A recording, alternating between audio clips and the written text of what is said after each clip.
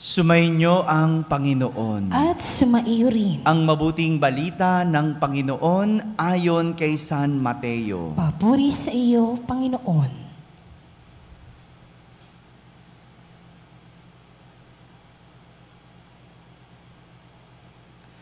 Noong panahong iyon, pag-alis ni Jesus sa lugar na iyon, sinundan-sundan siya ng 2 lalaking bulag.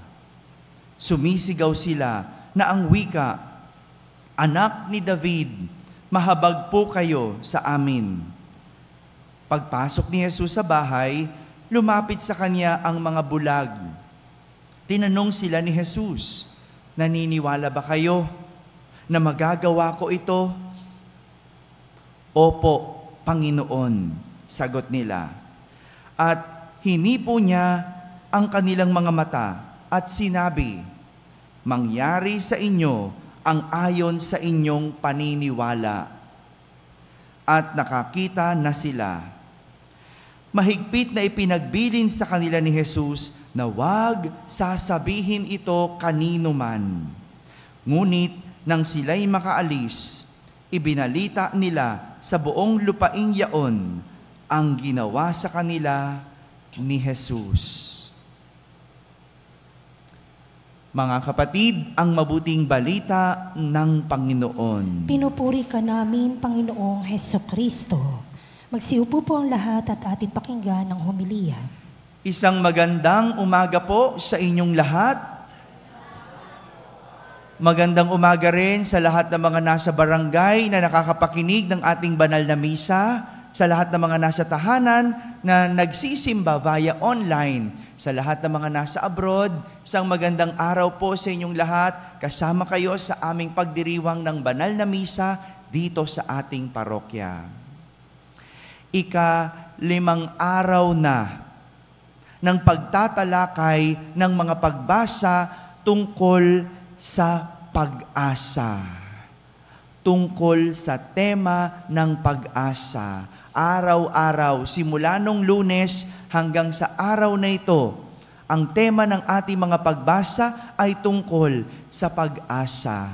Kaya't balikan natin ang mga nakaraang araw ng ating pagninilay tungkol sa pag-asa sa Diyos. Sabihin nyo nga, pag-asa sa Diyos.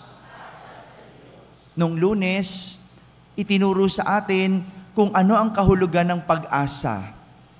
At ito ang pagpasa sa Diyos ng mga bagay na hindi natin kaya o hindi natin magagawa. Pagpasa sa Diyos. Noong Martes, pag-asa sa awa ng Diyos naman ang itinuro sa atin. Sabihin nyo nga, pag-asa sa awa ng Diyos. Ang tinuturo sa atin, ang pangunawa ng Diyos, laging may awa. Noong Miyerkules, pag-asa sa kabutihan ng Diyos naman ang itinuturo sa atin. Sabihin nyo nga, pag-asa sa kabutihan ng Diyos. Ang tinuro sa atin, ang kabutihan ng Diyos, hindi mauubos. Kaya laging umasa sa Diyos. Kahapon, Huwebes, pag-asa sa plano ng Diyos ang ipinapatungkol ng ating ebanghelyo. Sabihin nyo nga, pag-asa sa plano ng Diyos. Ang plano ng Diyos ay dalhin tayo lagi sa kabutihan. Samantala, ngayong araw na ito, Biyernes, isa na namang pag-asa sa Diyos ang itinuturo sa atin ng ating ebanghelyo sa araw na ito. Narinig natin ang kwento na pinagaling ni Jesus ang mga lalaking bulag. Ilang lalaki? 2. Yung mga hindi nakaalam, 2 po. 2 lalaking bulag ang susunod-sunod kay Jesus. 2 bulag pero nakakasunod kay Jesus. Tingnan mo nga naman, ang galing. Paano kaya nangyari yon? Bulag, nakakasunod kay Jesus? Opo. Hindi ibig sabihin, hindi makakita, hindi nakakasunod. Maraming nakakakita, pero hindi sumusunod kay Jesus. Tama ba? Maraming ganyan. Kaya mamamangha ka buti pa yung bulag. Sumusunod kay Jesus. Yung mga nakakakita, hindi sumusunod. Ito ang klase ng pag-asa na itinuturo sa atin ni Jesus sa Ebanghelyo. Ang pag-asa sa kagalingan ng Diyos. Sabihin nyo nga, pag-asa sa kagalingan ng Diyos. 5 klase na yan, ha? Pag nagpa-exam ako sa inyo bukas, dapat masagot ninyo, ha? Paulit-ulit tayo, araw-araw. Makahulugan o makakahulugan ang salitang kagalingan, sapagkat dalawa ang pwede nitong kahulugan. Sabihin nyo nga, kagalingan. Una, ang kagalingan ay nangangahulugang maayos na kalusugan o pagkawala ng sakit. Di ba? Naintindihan niyo yun? Kagalingan sa sakit. Ito yung natanggap nung 2 bulag mula kay Jesus. Sila ay gumaling at nakakita.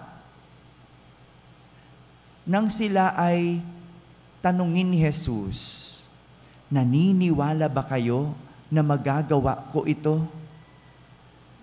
Naniniwala ba kayo na magagawa ko ito? Sa totoo lang, parang ang labo nung tanong. Sinabi ba na maniniwala ba kayo na mapagagaling ko kayo? Hindi. Ang tanong, naniniwala ba kayo na magagawa ko ito? Ano yung magagawa? Pero ano ang sagot? Nung 2 bulag, di ba? Opo, Panginoon. Ganito ang pag-asa. May paniniwala at naniniwala. Hindi man makakita ang 2 bulag, mulat naman sila sa paniniwala na makakatanggap sila ng kagalingan mula kay Jesus. Mulat sila na magaling si Jesus. Nagbibigay kagalingan si Jesus. Pangalawang ibig sabihin ng kagalingan, yung salitang galing o galing. Kagalingan. Salitang galing. Ano ibig sabihin pag sinabing galing? Ang galing mo naman. Ano ibig sabihin nun? Anong tinutukoy? Yung kakayanan ng isang tao. 'Di ba? Pag sinabing, ang galing mo naman magluto, ano yung tinutukoy doon? Yung pagluluto. No? Ang galing mo naman magbasa. Ano tinutukoy doon? Yung pagbabasa. Di ba?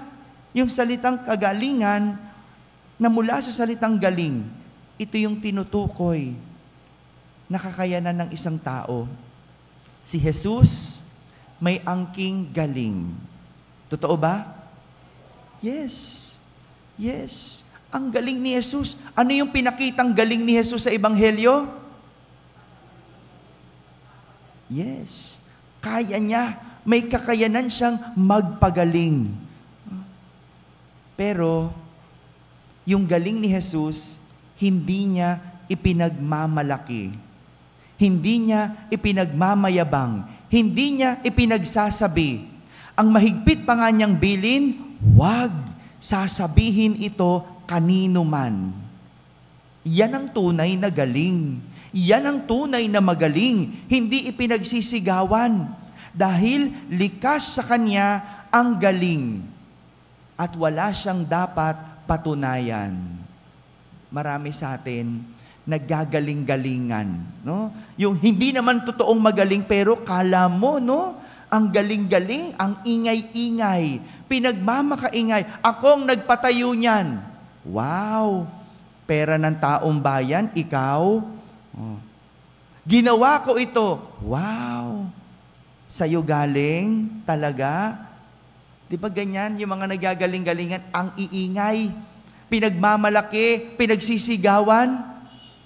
Ang totoong magaling, walang dapat patunayan. Dahil likas sa kanila ang galing.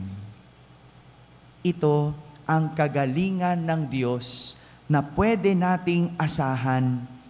Kagalingan na nag-aalis ng sakit at kagalingan na nagpapakita ng galing. Ito yung pwede nating asahan sa Diyos. May kagalingan tayong aasahan sa Diyos. Kaya kung meron kang pinagdadaanan at kailangan mo ng kagalingan mula sa Diyos, umasa sa Diyos. Umasa sa kagalingan ng Diyos. Mga kapatid, ang pag-asa sa kagalingan ng Diyos ay una sa lahat, dapat may paniniwala. Dahil walang aasahan kung walang paniniwala. At higit sa lahat, walang makukuhang kagalingan. Amen? Amen. Ngayon po ay unang Biyernes ng buwan, kaya po mamayang gabi magkakaroon po tayo ng banal na pagtatanod pagkatapos po ng 6:00 ng gabing misa. So tuwing first Friday, tuwing unang Biyernes ng buwan, magkakaroon po tayo ng banal na pagtatanod o Holy Hour sa gabi. At meron tayong banal na misa bago ang banal na pagtatanod. So sa ganap na 6:00 ng gabi, meron po tayong misa tuwing first Friday. At pagkatapos nun, Holy Hour. Maraming salamat po. Muli nga ulit, review, ano ang pag-asang tinuturo sa atin sa araw na ito? Pag-asa sa kagalingan ng Diyos. Buuin nyo naman, no? Ang tipid-tipid nyo. Kayo talaga, pag humingi kayo sa Diyos, gusto nyo buo. No? Pag tinanong kayo anong aral, kapranggot. Ulit, ano ang aral na pag-asa na tinuturo sa atin ngayong araw na ito? Pag-asa sa kagalingan ng Diyos. Yan, magaling ang Diyos. Sumainyo ang Panginoon. At sumaiyo rin. At pagpalain kayo ng makapangyarihang Diyos, Ama at Anak at Espiritu Santo. Amen. Tapos na po ang ating pagdiriwang, humaiking taglay ang pag-ibig at kapayapaan ni Kristo. Salamat sa Diyos.